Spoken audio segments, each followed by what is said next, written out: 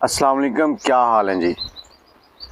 सुल्तान राय साहब, उनके जितनी मकबूलियत शायद ही किसी अदाकार ने पाई हो। मेरा नहीं ख्याल कि उन जितना मकबूल अदाकार अभी तक कोई आया है पाकिस्तानी फिल्म इंडस्ट्री में, कि जिस तरह भी आप कान घुमाएं आपको सुल्तान राय की आवाज़ नज़र आती थी। आज सुल्तान राय की ज़िंदगी से आपको दो ऐसे वाक़या सुनाने जा रहा हूँ जिनको सुनने के बाद आपको अंदाज़ा हो जाएगा कि सुल्तान राय इतना बड़ा अदाकार बना कैसे। तो वीडियो को शुरू करने से पहले आप हमारे चैनल को सब्सक्राइब कर लें, बेल का आइकन दबा लें ताकि इस तरह की वीडियोस आपको मिलती रहे। पाकिस्तानी फिल्म इंडस्ट्री, अनायत हुसैन भट्टी साहब पहला वाक़या उनसे जुड़ा हुआ है। और अनायत हुसैन भट्टी साहब वो हैं जो 1960 की दहाई में एज ए हीरो चल रहे थे, और सुल्तान राय साहब उस वक्त एक्स्ट्रा के रोल करते थे। कोई 5 मिनट का रोल आ गया, कोई 10 मिनट का आ गया, या 2 सेकंड का आ गया, या 10 सेकंड का आ गया, इस तरह के रोल करते थे। लेकिन फिर टाइम बदला, 70 की दहाई, 80 की दहाई, 90 की दहाई, सुल्तान राय का अरूज चल रहा था। सुल्तान राय साहब के पास एक एक दो दो साल तक टाइम नहीं होता था अगली फिल्म साइन करने के लिए, इस तरह से अरूज था। लोग सुनना ही सुल्तान राय को चाहते थे।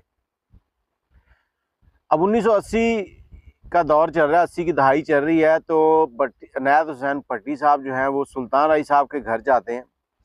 अब सुल्तान राय साहब जैसे ही वो पहुंचते हैं उनको खड़े होकर मिलते हैं, वेलकम करते हैं, मतलब एहतरामन। अब हालांकि अनायत हुसैन भट्टी साहब जो हैं वो उस वक्त डायरेक्टर प्रोड्यूसर बन चुके हैं, और सुल्तान राय साहब जो है ना वो हीरो हैं, वक्त की ज़रूरत है उस वक्त।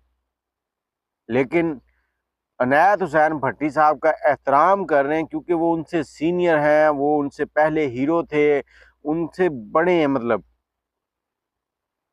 उन्होंने कहा कि भट्टी साहब, ਤੁਸੀਂ आण दी जहमत की थी, मैनू आर्डर लाते मैं आ जाता तुहाडे कोल।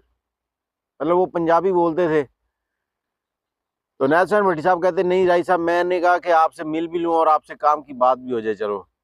तो उन्होंने कहा जी हुक्म करें बादशाह।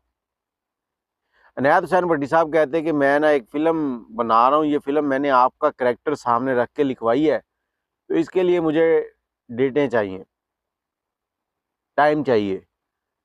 अब राय साहब के पास आने वाले 1 साल तक टाइम नहीं था, लेकिन राय साहब ने कहा भट्टी साहब ये कौन सी बात कर दी। अपनी जो डेटों वाली डायरी थी वो उठा के भट्टी साहब के हाथ में रख दी और कहा कि ये लें, जो डेट्स आपको चाहिए उनके ऊपर निशान लगा दें, वो डेट्स यहाँ पे लिख दें, मैं पहुँच जाऊँगा। अच्छा, ये बात भी हो गई। अब मुआवजे की बात आई तो उस वक़्त सुल्तान राय साहब जो थे वो 3 लाख रुपए एक फ़िल्म का मुआवजा लेते थे, और भट्टी साहब ने जेब से 80,000 रुपए निकाले और सामने रख दिए कि सुल्तान राय साहब मेरे पास यही है और मैंने यही देने हैं। अब राय साहब जैसा बड़े दिल का बंदा, और उसके पास पैसे की कोई वैल्यू नहीं थी, वो लोगों को देखता था, अपने सीनियर्स का एहतराम करता था। ज़माना ऐसे ही नहीं राय को याद करता।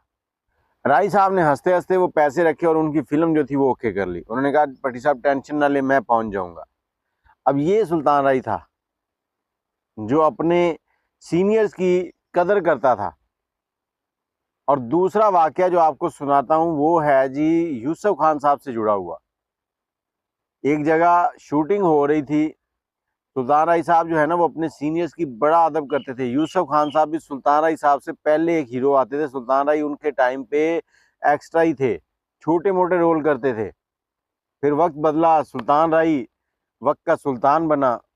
फिल्मों में एज ए हीरो, हीरो कम ज़रूरत ज़्यादा था। वो लोग देखना ही सुल्तान राय को चाहते थे।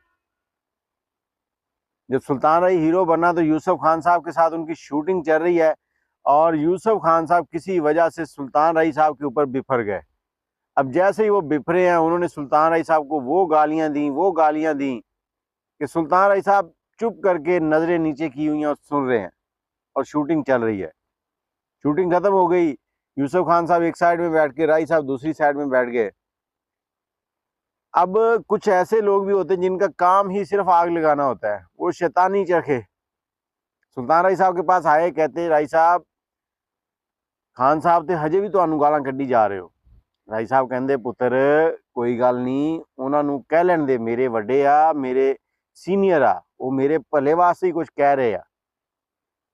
ਕਿ ਰਾਈ ਸਾਹਿਬ ਨੇ ਕੋਈ ਗੱਲ ਨਹੀਂ ਕੀਤੀ ਉਹਨਾਂ ਦੇ ਬਾਰੇ 'ਚ। ਇਹ ਸੀਗਾ ਜੀ ਸਾਡਾ ਸੁਲਤਾਨ ਰਾਈ। ਤੇ ਇਸ ਤਰ੍ਹਾਂ ਦੀ ਰਾਈ ਸਾਹਿਬ ਨੇ ਜ਼ਿੰਦਗੀ ਗੁਜ਼ਾਰੀ ਆ, ਲੋਕਾਂ ਦੀ ਮਦਦ ਕਰਦਿਆਂ ਹੋਇਆਂ, ਲੋਕਾਂ ਦੀ ਹੈਲਪ ਕਰਦਿਆਂ ਹੋਇਆਂ, ਕਿਸੇ ਨਾਲ ਗੁੱਸਾ ਨਹੀਂ ਕਰਨਾ। ਫਿਰ कोई बुरा कह भी गया तो उन्होंने कहना चलो हाउ अल्लाह तेरा भला करे। बाकी आप अपनी राय सुल्तान राय साहब के बारे में क्या रखते हैं, और मेरी दुआ है कि अल्लाह पाक उनकी आखिरी दर्जात बुलंद फरमाए, उनकी मग़फ़िरत फरमाए। कमेंट में आमीन लिख दीजिएगा, दुआओं में याद रखिएगा। अल्लाह हाफिज़।